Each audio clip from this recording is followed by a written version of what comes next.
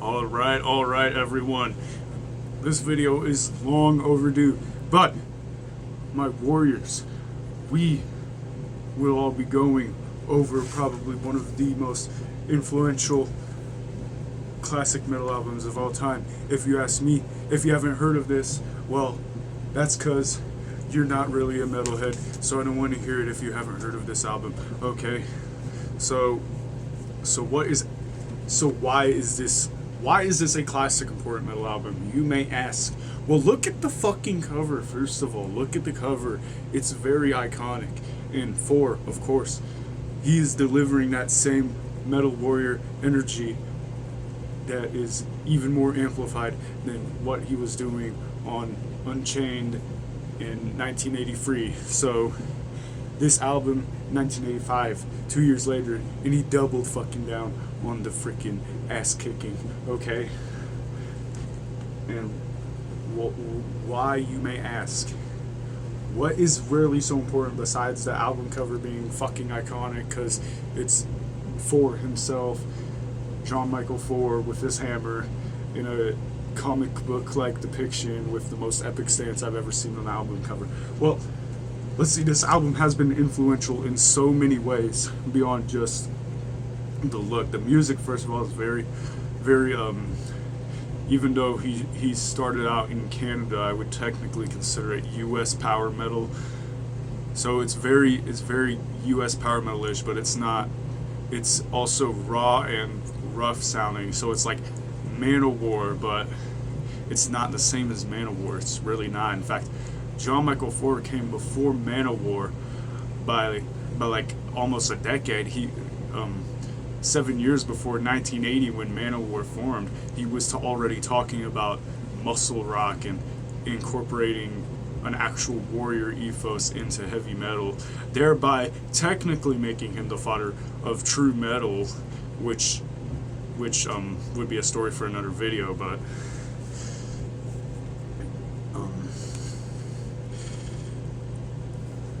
this album is just, I don't know, it's crazy. Like, I'm speechless because it's just so influential. And I know the fucking background is kind of reddish pink, which is not typically manly, but it's supposed to be part of the vibe of the album art. It's supposed to be epic. It's supposed to be vivid and frankly very mighty. So if you don't get the album, you're kind of missing out, because this is just an amazing album.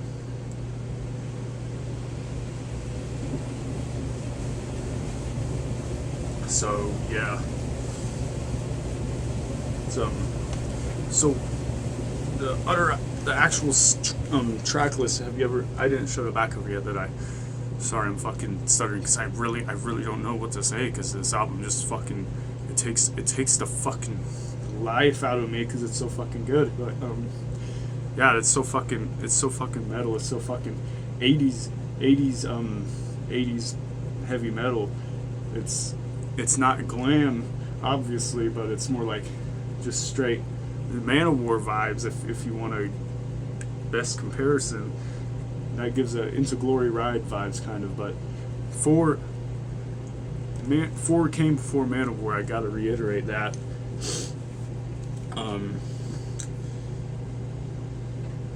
So what we really have here is basically an album that catapulted me into what metal actually is. It's all about, it's metal really is about freedom and strength and rebellion, obviously, and mythological heroic things, and being badass and not giving a fuck what record labels think of you or shit. Because guess what, right after this album dropped, Jon Mikl Thor got screwed over by record labels, I think, again, because he probably got screwed over by them before, I think, after his first album, Keep the Dogs Away. And then he still kept on that grind, and he's still releasing music, and it's 2024. 40 years later, I don't fucking know.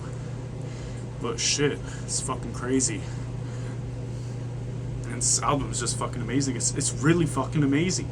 It's actually my back patch. Why? Because it's probably one of the most important albums of all time. For any of you who don't actually know, right there, the Manowar patch is above that. I'll get a video of my Battle West soon, I promise. Okay, look, cat, you'll be fine. Meow, meow, meow. Okay, but really, the album's amazing. Now I'm actually going to go over the songs. Let's see. So, the intro song 2045, basically a little cinematic intro to the album. Beware the fury of the Ice Viking, of course, because it's Thor, and his girlfriend or whoever, Pantera, did the backing vocals on this album as well. And we got Steve Price on guitar, Mike Favado on drums, Keith Zazie bass, and more backing vocals. So nice. Produced by Jon Mikl Thor for Vulcan Sky Entertainment Group. Let's see, yeah. Recorded at studios in New York City. So yeah, this is definitely recorded in the U.S. Counts as U.S. power metal. It's also recorded in a bunch of other places as well. Shit. So it even gives a place to his fan club headquarters. And let's see. So what? 2045 cinematic intro, right, to the album, right? And then Only the Strong. Definitely a very iconic metal song. I think it's been covered quite a bit. It's a very epic song. It's definitely a very great starting track. Definitely got me into actual metal, and yeah, it's amazing. It really is. Start Raising Hell, love that. That's a classic kind of hard rock-ish, but it's not hard rock. It's obviously still heavy metal. It's definitely good to play in a bar, I guess. I don't know, a metal bar. I don't know, but Knock 'Em Down. Oh, the music video for that is so fucking 80s, and it's fucking great. It's awesome. I don't know. Not Let the Blood Run Red, very iconic song. Definitely the best song on this album. All those who oppose the Metal Avenger, and How Can I Show You I'm Better Than You, definitely make that song stand out. And all the riffs are crazy. The riff is crazy. When Gods Collide, that's like the second best song on the album, I think. I love how epic it is. It's actually the second recording of that same song. That song was actually on Unchained, but this version is much heavier. And then you got Rock the City. I kind of like the Unchained version better, but this one still this recording version of it still delivers. Now Comes the Storm. I think that it's a little bit of a filler track, but it still delivers. It still delivers the heaviness, because this album is a fucking great fucking album. It just delivers. But it's about a woman, I think. I don't know. Thunder on the Tundra, third best song on the album. Oh, and then Only the Strong, of course, is also one of the best songs on the album. So Thunder on the Tundra, that really stands out. It's a heavy storm intro, right? The storm comes in. It's very heavy. I don't know. It's very heavy. I really don't know what to say, because you have to actually listen to this, actually experience what this album will actually make you feel. Hot Flames. So yeah, that's kind of a filler track in my opinion, but you know, you can get into the groove with that one, really. Ride of the Chariots, definitely a strong closer, I think. Lots of Norse mythology references, Valhalla, blah blah blah. When Gods Collide references Odin and such, and for this, for that. Ride of the Chariots, I love that song.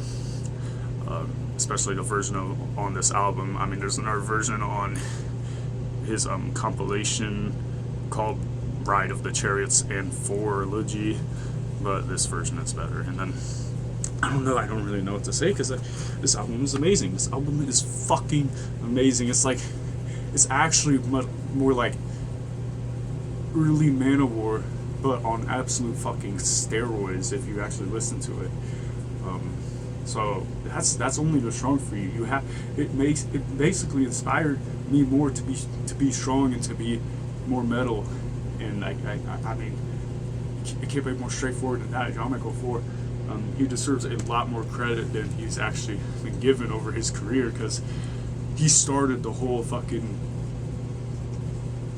actually putting a warrior mentality into heavy metal thing, really. And the Manowar took after him a lot. He said that he appreciates Manowar, but he was the first one to do it, basically, which he has the right to say, definitely. But you know, he collaborated with Ross the Boss. I think he likes him. Of course, he would like Manowar, but he deserves way more credit. He's basically the whole fucking originator, the fodder of all of this epic shit in metal, really, if you think about it. Black Sabbath, they definitely made metal, obviously, but he took metal and put muscle into it, therefore making what people probably would know as true metal or shit like that. Yeah, he's definitely not to be fucking underestimated. That man is a super good guy if you've ever actually seen videos or read about him, and he's basically one of my main inspirations in the metal scene. So metal's not even just a scene, it's a fucking way of life. So hammer smash that like and subscribe buttons. I will fucking see you all in the next video, and go support him by buying this amazing album. Damn it.